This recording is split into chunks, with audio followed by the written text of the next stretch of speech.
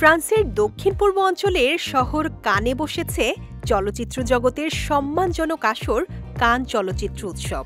14 মে এই উৎসবটির ৭৭তম আসরের পর্দা উঠেছে। প্রতিবারের মতো এবারের আসরেও আবেদনময়ী লুকে রূপের দ্যুতি ছড়িয়েছেন বলিউড অভিনেত্রী উর্বশী রাউতেলা।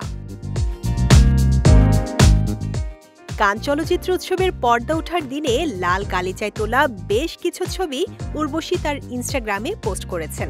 তাতে দেখা যায় গোলাপি রঙের গাউনে সেজেছেন উর্বশী। ক্যাপশনে অভিনেত্রী লিখেছেন, কান চলচ্চিত্র উৎসবের উদ্বোধনী অনুষ্ঠানে প্রিয় অভিনেত্রীকে এমন লুকে দেখে প্রশংসায় ভাসিয়েছেন উর্বশীর ভক্ত অনুরাগীরা। একজন লিখেছেন, তোমার সৌন্দর্যের সঙ্গে কেউ পাল্লা দিতে পারবে না।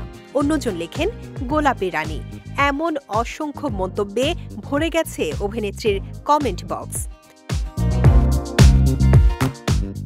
ভারতীয় সংবাদ মাধ্যমের একটি প্রতিবেদন থেকে জানা গেছে, কান চলচ্চিত্র উৎসবে উর্বশী যে পোশাকটি পরেছিলেন সেই পোশাকটি ডিজাইন করেছেন তারকা ডিজাইনার খালেদ ও মারওয়ান। এটি তৈরি করেছে লেবাননের বৈরুতে অবস্থিত আউথ কুচার নামে একটি ফ্যাশন হাউস। 2015 সালে মিস ডিভা ইউনিভার্স খেতাব জেতেন উর্বশী। এরপর সেই বছর মিস ইউনিভার্স আসরে ভারতের প্রতিনিধিত্ব করেন তিনি। এখন পর্যন্ত সুন্দরী প্রতিযোগিতায় সবচেয়ে বেশি বিজয়ী হওয়ার রেকর্ড রয়েছে উর্বশীর।